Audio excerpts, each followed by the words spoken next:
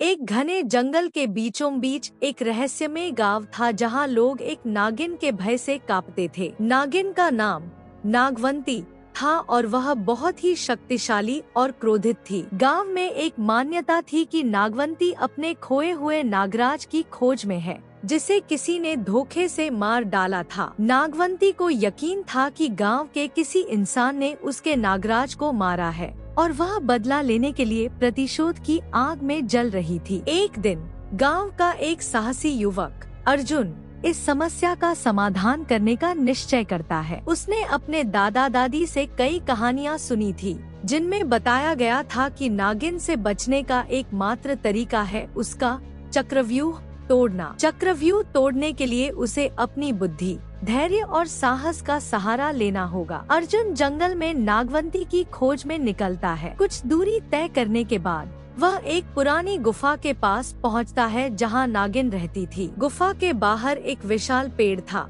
जिसके तने पर चक्रव्यूह की आकृति खुदी हुई थी। अर्जुन ने समझ लिया कि यह कोई सामान्य पेड़ नहीं है, बल्कि इसमें नागिन का चक्रव्यूह छुपा हुआ है। अर्जुन ने पेड़ के चारों ओर घूमकर उसकी बारीकियां समझनी शुरू की। वह जान गया कि उसे अपने कदमों को ध्यान से रखना होगा और गलत कदम उसे नागिन के सामने ला सकता है। उसने धीरे धीरे चक्रव्यूह का रहस्य समझ लिया और पेड़ के चारों ओर घूमते हुए एक विशेष बिंदु पर पहुंच गया। वहां पहुंचते ही एक रहस्यमय रोशनी फैल गई और अचानक नागिन प्रकट हो गई। नागवंती ने अर्जुन से कहा, तुमने मेरा चक्रव्यूह भेद लिया। इसका अर्थ है कि तुम सच्चे और निडर हो। अर्जुन ने नागिन को बताया कि गांव वाले निर्दोष हैं और उसके नागराज को किसी अन्य शिकारी ने मारा था। नागिन को अपनी गलती का एहसास हुआ और उसने गांव वालों को माफ कर दिया। इस तरह अर्जुन ने अपनी बुद्धि और साहस से न केवल गांव को बचाया, बल्कि नागिन को उसकी गलती का एहसास भी कराया।